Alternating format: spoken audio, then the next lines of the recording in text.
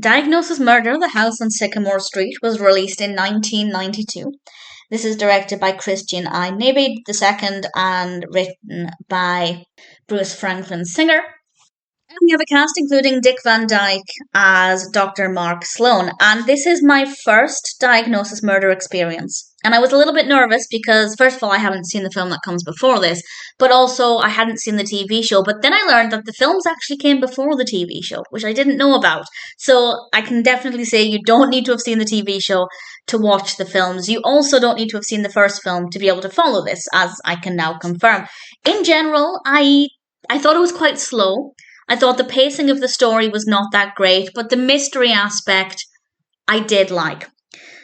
Dr. Mark Sloan is investigating the death of his former student, a character called Dr. Drummond, who became a cosmetic surgeon, and apparently he took his own life, but it's a little bit questionable.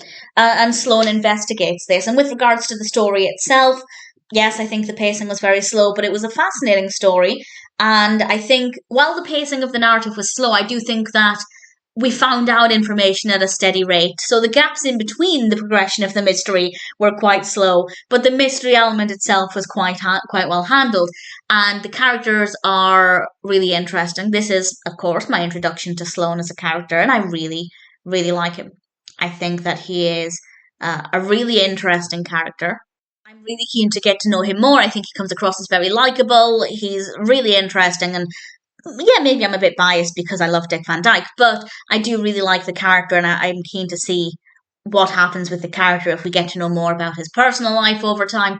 Looking forward to hopefully finding that out. The performances are good, the characters are well written, the mystery aspect is really fascinating, and I guess the only real issue is the pacing. It really isn't that great, but it was interesting enough that I didn't mind the pacing too much. It didn't really negatively affect my overall experience. So in general, as an introduction to Diagnosis Murder, I thought Murder on Sycamore Street was not too bad. I will try and watch the other film and also the film that comes after this, and maybe I'll watch the TV show. I'll see how I feel once I've watched the films, but it's a potential. I might watch them, and for now, I'm pleased to say that The House on Sycamore Street was generally an enjoyable experience. The mystery aspect was well handled, the pacing could be better, the characters are great, and Dick Van Dyke was brilliant. So I'm quite happy with it, and if you've been curious about it, or even if this is the first time you're hearing about it, I'd say Murder on Sycamore Street is a pretty good film to watch.